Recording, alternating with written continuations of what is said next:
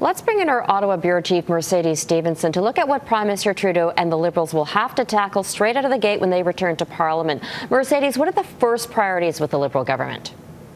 Well, Robin, no doubt the first priority for the Prime Minister is to find a way to govern a divided country and policies he'll be able to put through Parliament that opposition parties will support. The two big platform promises that the Liberal government made and they'll focus on deal with affordability and climate change, both of which the Prime Minister made a point of raising repeatedly today. A government source says that Prime Minister Trudeau's very first move will be to pass the promised middle-class tax cut break. That would be by eliminating income on the first $15,000 that people earn. That move would see some people pay no tax, and the Liberals say that it would save the average family around $600 a year. Pharmacare is another possibility that the government could look at, but it's expensive and complicated. That said, the NDP has promised that they will push for it, and the Liberals put out a report on it just before the election, so keep an eye on that.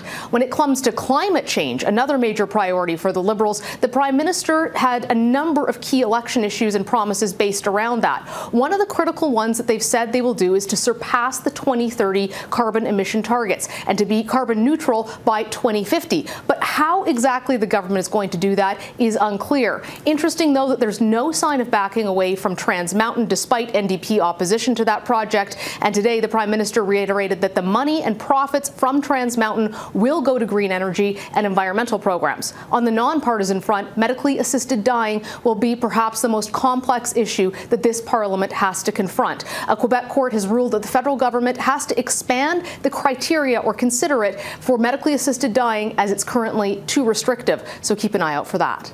Okay, the Prime Minister is ruling out a coalition, but is he perhaps looking at alliances on certain issues along the way? Well, you can bet that they are talking to opposition parties right now, trying to determine who they can work with and meeting with leaders in coming weeks. That's something he talked about today, and it's something that government sources reiterated to me behind the scenes. There may not be a single ally, but a case where they're working with different parties on different issues. The presence of the Bloc Québécois significantly changes the dynamics of Parliament, but they've said that they won't dissolve Parliament unless they feel that Quebec's interests aren't being heard. The NDP are likely to back the Liberals on a number of issues as they shift to the left to govern. And they could also work with the Tories on some issues, especially things like tax cuts, and considering this government doesn't have any representation from Alberta or Saskatchewan. The Bloc is in the strongest position right now because the Tories are facing internal questions about their leader and why they didn't perform better. Robin? All right, Mercedes Stephenson in Ottawa.